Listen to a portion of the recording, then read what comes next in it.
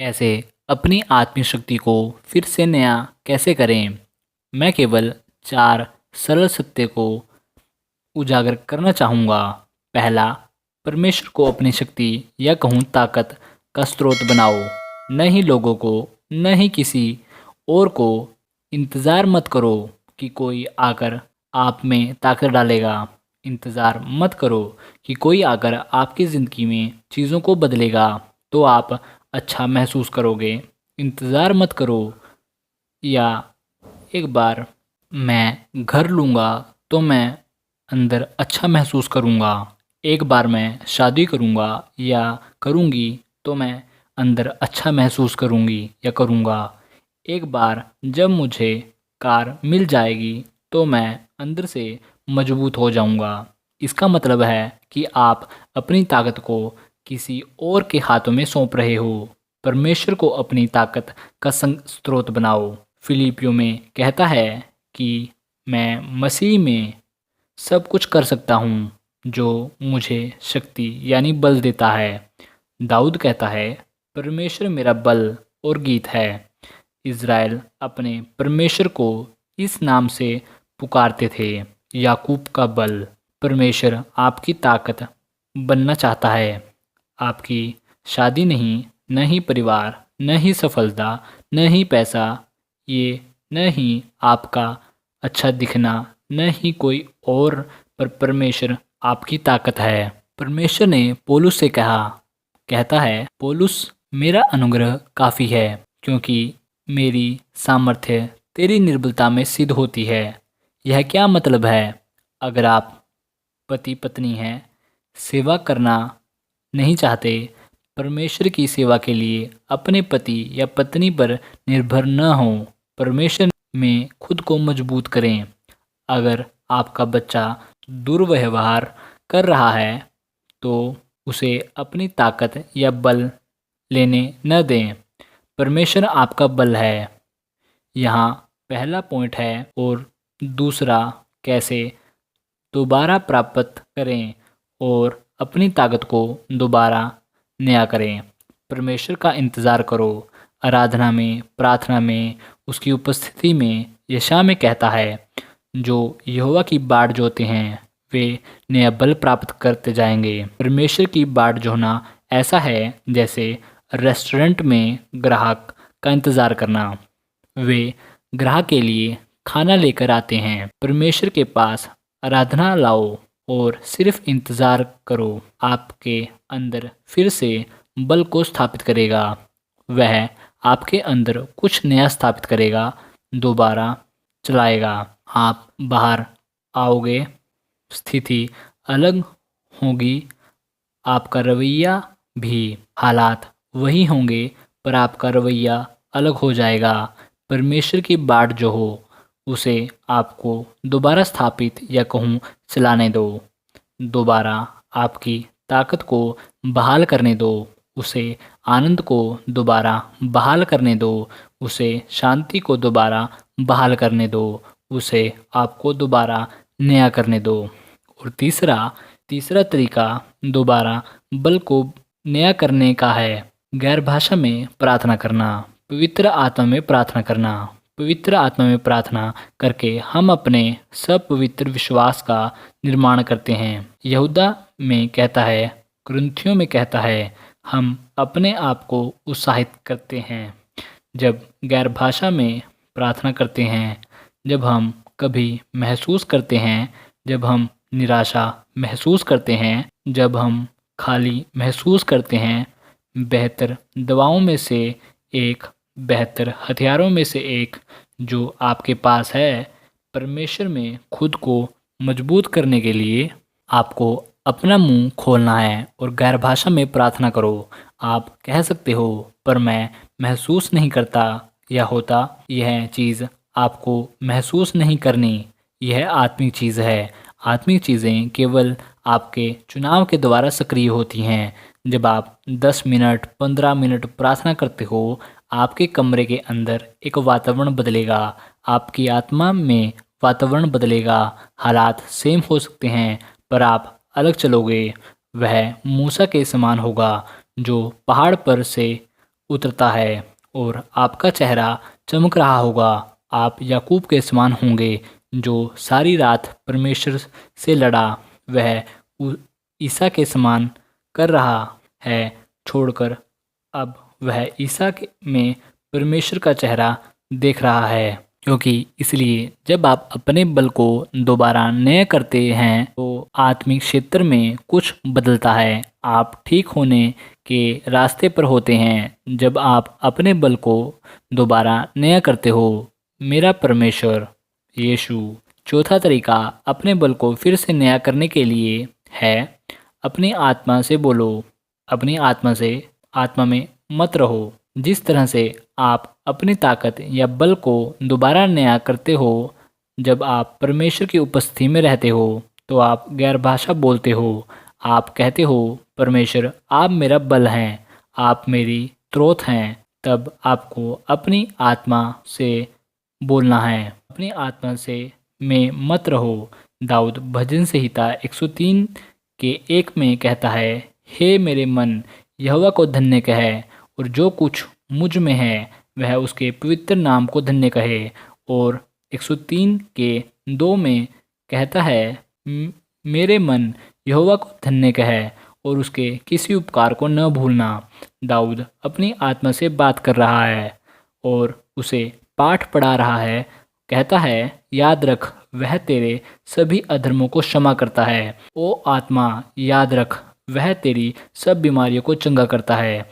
आत्मा याद रख वह तुझे विनाश से छुड़ाता है। वह तुझे प्रेम कृपा कोमल दया का ताज पहनाता है। आत्मा याद रख वह तुझे अच्छे भोजन से तृप्त करता है। वह तेरी जिंदगी को ईगल की तरह दोबारा नया करता है। और कहीं भजन संहिता में कहता है, दाऊद अपनी आत्मा से बोलता है। वह कहता है, आत्मा तू निराश क्यों है, आज क्यों मुरझाया है। याद रख मैं अब भी महिमा करूँगा, मैं परमेश्वर में विश्वास करूँगा। आत्मा उठ। हम में से बहुत से आत्मिक लोगों के साथ जो अब भी प्राण में रहते हैं, हम प्राण में नहीं रहते पर आत्मा में रहते हैं। हम अपने मन या प्राण से बोलते हैं। अगर आपका मन या प्राण अच्छा महसूस नहीं कर रहा, सुबह में दिन के समय सुनो, अपने मन को कॉफ़ी दो, अपने मन को कुछ अच्छा खाने को दो, अपने मन को कुछ वायदे दो और अपने मन या प्राण से कहो हर कुछ ठीक होने जा रहा है। अपने मन को कहो परमेश्वर की महिमा कर क्योंकि वह मुझे देखेगा। अपने मन को बताओ परमेश्वर मेरा बल का स्रोत है। अपने मन से कहो, ना कि अपने मन को आपको कहने दो। आपको उसे बोलना है। अपने मन को शांत करो, कहो परमेश्वर ने ये कर दिया, सब कुछ परमेश्वर के हाथ में है। मैं नहीं जानता कैसे हम बिल को भरेंगे, मैं नहीं जानता कल क्या होने जा रहा है। मेरा परमेश्वर अपने धन और महिमा के अनुसार मेरी सब आवश्यकताओं को पूरा करेगा। मेरे मन यहोवा को धन्य कहे और न भूल उसने पहले क्या किया, न भूल परमेश्वर ने पहले क्या किया, न भूल। मन अपनी आत्मा से बात करो कि कैसे आप अपने बल को दोबारा नया करते हो। मुझे असल में नहीं पता दाऊद ने क्या किया। परमेश्वर में खुद को मजबूत करने के लिए उसने शायद खुद से बातें की। उसने परमेश्वर की बाट जोही। मैं क्या जानता हूँ कुछ बदला। वह रोने से चला गया, हट गया। जो मजबूत होते हैं, तब बाइबल कहती है यह दाऊद ने परमेश्वर से पूछा। दाऊद ने परमेश्वर से निर्देश नहीं मांगा जब तक उसने परमेश्वर से प्रेरणा ग्रहण नहीं की। दाऊद ने परमेश्वर से उससे बात करने के लिए नहीं कहा जब तक उसने परमेश्वर को अपना बल नहीं बना लिया। मैं इसे बहुत महत्वपूर्ण रूप से उजागर करना चाहता हूँ। परमेश्वर उन्हें निर्देश नहीं देगा जिन्होंने उसे अपनी प्रेरणा के रूप में भरोसा नहीं किया। परमेश्वर उनसे बात नहीं करेगा जिन्होंने उसे अपना बल नहीं बनाया या अपनी ताकत नहीं बनाया। मेरा सबूत इसके लिए है। उसी समय दाऊद ने परमेश्वर को उससे बात करने को कहा और परमेश्वर दाऊद से वापस बोला। राजा शाऊल उसी समय दूसरे क्षेत्र में फिलिस्तीनों का सामना कर रहा था। राजा शाऊल ने अपने परिवार को नहीं खोया। राजा शाऊल ने अपनी सारी संपत्ति को नहीं खोया। राजा शाऊल खतरे का सामना कर रहा था। बाइबल कहती है शाऊल ने परमेश्वर से पूछा पर परमेश्वर ने कुछ नहीं कहा। आप जानते हो क्यों? परमेश्वर नहीं चाहता पहले कि हम उसके पास निर्देश के लिए आएं, पर परमेश्वर चाहता है कि पहले हम उसके पास प्रेरणा के लिए आएं। परमेश्वर उनसे बोलता है जो उस पर विश्वास करते हैं, उसे अपना बल बनाते हैं। शाऊल परमेश्वर से कभी यह कहने नहीं आ गया, परमेश्वर मैं भूखा हूँ, मैं खाली हूँ, मैं डरा हुआ हूँ, क्या आप मेरी मदद कर सकते हैं? परमेश्वर क्या आप मुझ में बल दे सकते हैं? बाइबल कहती है शाऊल बहुत कमज़ोर था। जब जादू टोना करने वाली ने उससे कहा तो वो शरीर के रूप से टूट गया। शाऊल भावनात्मक रूप से थक गया। परमेश्वर की तरफ आने की बजाय और परमेश्वर में खुद को मजबूत करने की बजाय परमेश्वर को कहने के लिए पूछने लगा। वह परमेश्वर के पास ऐसे गया, परमेश्वर मैं कहता हूँ कि मुझे निर्देश दे, पर परमेश्वर ने कुछ नहीं कहा। शायद आप परमेश्वर से पूछ रहे हैं मैं आगे क्या करूं, और आप परमेश्वर को नहीं सुन रहे। मैं अभी आपको एक शब्द देने चाहूँगा। जब तक आप उसे अपनी ताकत नहीं बना लेते तब तक परमेश्वर से बोलने के लिए मत कहो। एलिया इतना उदास था कि वो जीना नहीं चाहता था। परमेश्वर ने उसे कोई निर्देश नहीं दिया जब तक उसने एलिया को भोजन नहीं दिया। उसने उसे सुलाया और दोबारा ठीक किया या स्थापित किया। तब उसने उसे छोटी सी आवाज़ दी। तब परमेश्वर ने एलिया को दिया, ये है जो करना है। तुमने ये किया, तुमने ये किया। महान भविष्यवक्ता होने पर भी परमेश्वर ने उसे निर्देश नहीं दिया जब तक प्रेरणा नहीं पाए। कहो मत कि आगे क्या करना है, पहले परमेश्वर को आपको मजबूत करने दो। परमेश्वर आपको दोबारा नया करे इससे पहले कि वह आपके पैसे और आपके परिवार में, आपके रिश्ते में आपको समृद्ध करे। परमेश्वर आपको अपनी आत्मा में समृद्ध करे, क्योंकि कई बार परमेश्वर नहीं बोलता। परमेश्वर कहता है तुम्हें निर्देश की जरूरत नहीं, तुम्हें बल की जरूरत है। यहाँ तक कि यीशु ने भी पवित्र आत्मा की सुनवाई नहीं सुनी जब तक कि बाइबल यह नहीं कहती कि यीशु पवित्र आत्मा से भर गया। तब आत्मा ने उसकी अगुवाई की। यदि पवित्र आत्मा नहीं भरता तो पवित्र आत्मा की अगुवाई नहीं करेगा। पिता तुमसे बात नहीं करेगा अगर पहले तुम उसके पास नहीं आओगे, न ही निर्देशन के लिए और न ही मंजिल के लिए। पर अभी भी परमेश्वर मुझे दोबारा नया कर, मुझे ऊंचा उठा, मेरे पैरों को चट्टान पर रख। जब मेरा मन घबराया हुआ होता है मैं तेरे पास आऊँगा। मुझे ताकत दे परमेश्वर। मैं प्रार्थना करता हूँ कि आप समृद्ध होंगे और आपकी आत्मा के समृद्ध होने के साथ साथ आप अच्छे स्वास्थ्य वाले होंगे। यूहन्ना कहता है यूहन्ना 15 में कहता है कि मुझ में वह डाली जो फल नहीं देती, यीशु आकर उन्हें कहते नहीं कि फल दो। यीशु उन डालियों के पास आता है जो फल नहीं देती, और बाइबल कहती है वह उठा ताकि वह फल दे।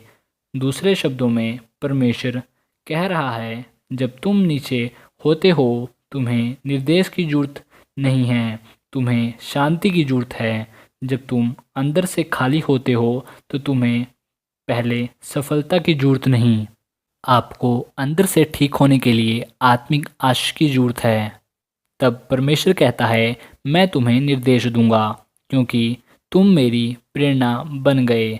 मैं तुम्हारे बल का स्रोत बन गया। बाइबल कहती है कि दाऊद ने परमेश्वर से पूछा, सोचो परमेश्वर ने क्या किया?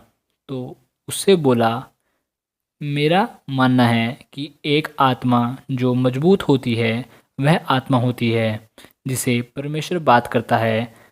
जब परमेश्वर तो बहुत सुंदर होता है, स्पष्टता की भावना आती है। हालात वही होते हैं, दिशा की भावना में आपके पास सटीक केंद्र बिंदु होता है। जब परमेश्वर बोलता है, अगर परमेश्वर नहीं बोलता, उसकी उपस्थिति में रहो। जब तक आप अपने बारे में ऐसा नहीं कह सकते जो दाऊद ने खुद के बारे में कहा। दाऊद ने यहोवा में अपने आप को दृढ़ किया। तब दाऊद परमेश्वर के पास आया कि परमेश्वर मुझे निर्देश दे। वह परमेश्वर के पास दुख, चिंता, संकट को बताने या फोड़ने के लिए नहीं आया। वह कहता है, मैं क्या करूं परमेश्वर? वह परमेश्वर के पास आया और कहा, परमेश्वर मेरी मदद कर। मैं अच्छा नहीं कर रहा हूँ। मैं अच्छा नहीं कर रहा। मैं नहीं चाहता। ये क्यों हो रहा है? मैं तुझ पर दोष नहीं लगा सकता। मैं खुद पर दोष नहीं लगा सकता, परंतु परमेश्वर मेरी मदद कर। मैं इसे इस तरह नहीं बनाने जा रहा हूँ। और जब परमेश्वर ने उसे तैयार किया तो वो एक शेर की तरह बाहर आया। सटीक फोकस, ताकत उसके माध्यम या उससे होकर आती है। उसके बंदे अभी भी निराश थे। उसने कहा, अब दोस्तों आओ परमेश्वर से पूछें या पूछते हैं उसके पास क्या होगा या क्या करेगा। वह साफ साफ बोला। वह शाऊल से नहीं बोला, पर दाऊद से। मेरा मानना है कि शाऊल ने परमेश्वर को कभी नहीं ढूंढा अपनी ताकत के रूप में। दाऊद ने परमेश्वर को अपनी ताकत बनाया, इसलिए परमेश्वर ने उससे बात की। मैं आपको अभी उत्साहित करना चाहता हूँ, परमेश्वर को अपनी ताकत बनाएं। परमेश्वर बोलेगा, जब वह बोलेगा तो उत्तर होगा।